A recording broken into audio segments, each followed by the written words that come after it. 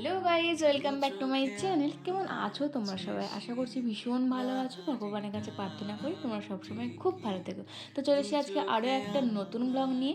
আর আজকে ব্লগটা না একদম হঠাৎ করে সন্ধ্যাবেলা থেকে শুরু করেছিলাম। দেখতেই পাচ্ছ, সন্ধ্যাবেলা আমি চা করার টাইমে আমি চা করছিলাম। হঠাৎ করে দিদিদের গোলা পাচ্ছিলাম, মানে মেজ দিদির। তো হঠাৎ করে দেখি ওরা এসে হাজির। ওদের আসার কথা ছিল তার পরের দিনকে, কিন্তু যে আজকে সন্ধ্যাবেলা আসবে সেটা মানে জানতাম না। মা জানতো কিন্তু আমাকে বলেনি সারপ্রাইজ দেবে বলে। তো যাই হোক, ওদের কিন্তু এসে ড্রেস চেঞ্জ হয়ে গেছে। আজকে কিন্তু সাথে মাসিমণি মেসোমশাই সবাই এসেছে। তো আজকে কিন্তু ভীষণ মজা হতে চলেছে, পুরো ব্লগটা দেখো। আর তোমাদেরকে অনেক অনেক অনেক থ্যাংক ইউ, অনেক অনেক ভালোবাসা। তোমরা আমার আগের ব্লগটাতে মানে আমার মা মেয়েদের যে একাকী জীবনটা তোমরা এত ভালোবেসেছো, এত সবাই সুন্দর সুন্দর কমেন্ট করেছো। আমি ভীষণ ভীষণ হ্যাপি গো, মানে যে হ্যাঁ যে আরও ব্লগ দিই আরও ব্লগ দিই, কিন্তু এই কুড়েমির জন্য দিতে ইচ্ছে করে না, এটাই যা। আর এদিকে দেখেছো ডোডোবাবুর মাথায় চুল নেই, কিন্তু ওনার মা জুটি বেঁধে দিয়েছে ঠিক। মেয়ে সাজানোর খুব শখ, বলছে একটা মেয়েদের জামা কিনবো, মেয়েদের জামা পরিয়ে দেখবো কেমন লাগে। আমি বলছি হ্যাঁ পরিয়ে দেখবি, কারণ তোমরাও তোমাদের মধ্যে একজন কেউ কমেন্ট করেছিল যে ডোডোকে একটু মেয়ে সাজিয়ে মেয়েদের জামা পরিয়ে দেখবে না গো, একটু কেমন লাগে। তো আমাদেরও ভাবছি যে এরকম একদিন করবো। তো যাই হোক, তো ওরা কেন এসছে, কিসের জন্য এসে, সেটা তোমরা আস্তে আস্তে পরে মানে ব্লগ মানে আসতে চলেছে, তোমরা দেখতেই পাবে।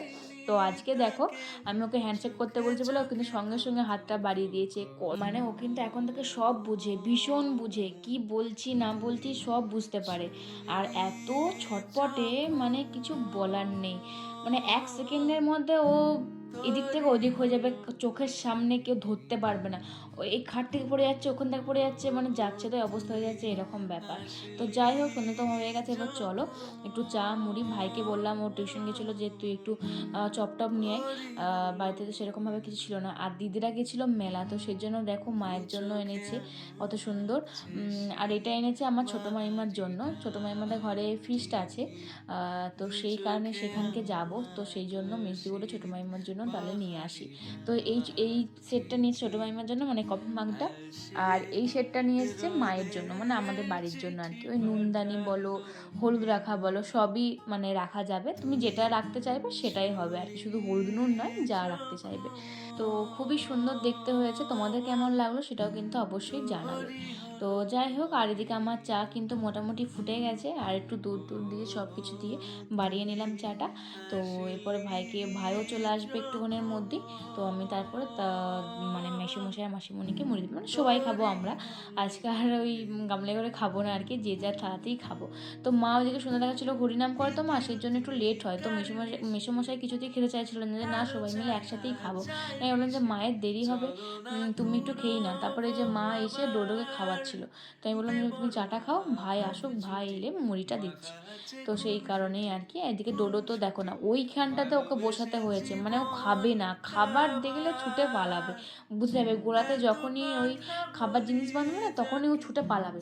আর 1 সেকেন্ডে এই ঘর থেকেও ওই ঘরকে দৌড় দেবে, মানে এরকম ব্যাপার। তো যাই হোক, এদিকে তো ভাই চলে এসছে। আর ভাইকে বলেছিলাম ওই নীলু কাকুর দোকান থেকে চপগুলো নিয়ে আসতে। সে বাবা ভৈরব হোটেলটার সামনেতে যে কাকুটা বসে, সেই কাকুটার দোকানের চপগুলো বিভৎস ঝাল, বিভৎস, কিন্তু তাও এত সুন্দর খেতে, আমার এত ভালো লাগে, মানে কিছু বলার নেই। মানে চোখ দিয়ে নাক দিয়ে সবার মুখ দিয়ে সব জল বেরিয়ে যাবে, মানে নাকের জ্বালা চোখের জ্বালা হয়ে যায়, কিন্তু তাও এই চপটাই আমাদের ভালো লাগে, এরকম। তোমাদের কাদের কাদের এই চপটা খেতে ভালো লাগে? আর এই দোকানের ভেজিটেবিল চপটা তো কিছু বলার নেই, আহা কি যে খেতে, কি বলবো আর। আর ডোডো সানা যাদের কি বলো না কেন, ওরা মামা প্রিয় ভীষণ। মামাকে পেয়ে গেলে আর কাউকে চেনে না, মামার দিকে হাঁ করে তাকিয়ে থাকবে।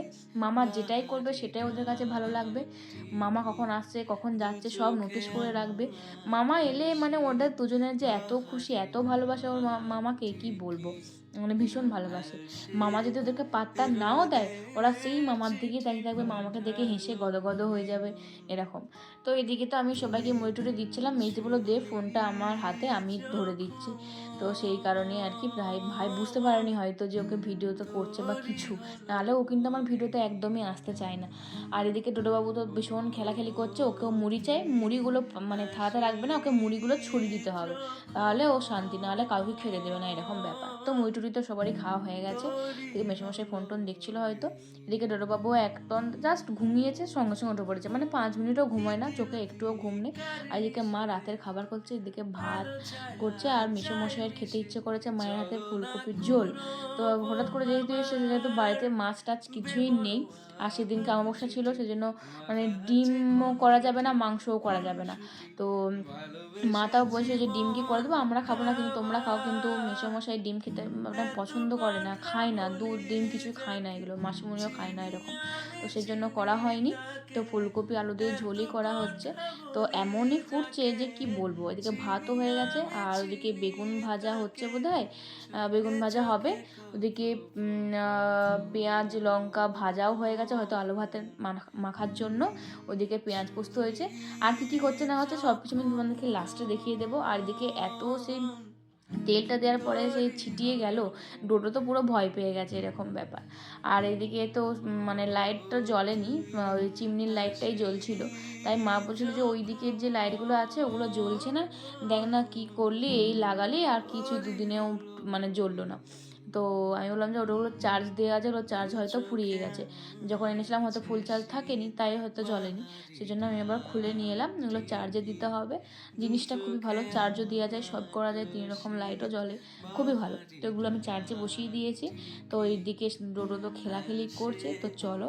আর এদিকে মেজদি বলছে দাঁড়া, আর একটা জিনিস দেখাতে বাকি রয়ে গেছে, এই একটাও জিনিস এনেছি মায়ের জন্য, কেমন হয়েছে দেখতো। মা তো সেই একটা ব্যাগ নেয়, খুবই ছোট ব্যাগটা, ওই ব্যাগটা সেই কবে কোন জন্মে কিনেছিল কে জানে। বড়দি মেজদি মাকে প্রচুর ব্যাগ কিনে দেয়, মায়েরও ভীষণ শখ ব্যাগ কিনে, কিন্তু মা সেই একডোল একাশি ব্যাগটাই নেবে, সেই ছোটো পাড়ে একটা কি ব্যাগ আছে, ওইটা কি সব জায়গায় নিয়ে যাবে।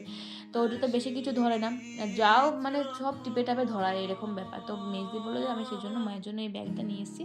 ফোন, ব্যাগ মানে ছোটো ব্যাগ, মানি ব্যাগগুলো, আর এই সব কিছুই ধরে যাবে, ছাতাও ধরবে, জলের বোতলও ধরবে, সব ধরবে। তাই আমি বললাম যে ভালো করেছে, সেরপর ওই ব্যাগটা বদলানো উচিত।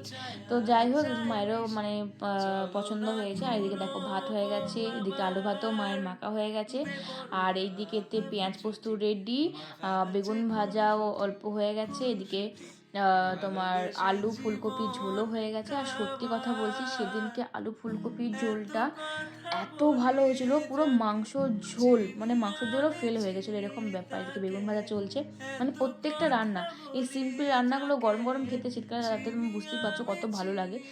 মানে পেঁয়াজ পোস্তটাও অনেক দিন পর খেয়েছিলাম, আর তোমার ভাজা পেঁয়াজ দিয়ে আলু ভাতাটাও বহুদিন পর মাখা খেলাম। আমি খুব একটা নাহলে ভালোবাসি না, বাবা ভীষণ ভালোবাসতো। তো যাই হোক, আমরা এবার সবাই মিলে খেয়ে নেবো। আর আজকের ভিডিওটা এই পর্যন্তই, কেমন লাগলো তোমরা অবশ্যই জানো, ভালো লাগলে অবশ্যই লাইক কমেন্ট শেয়ার করতে একদম বলবেন। দেখা হচ্ছে পরের ব্লগে, বাই।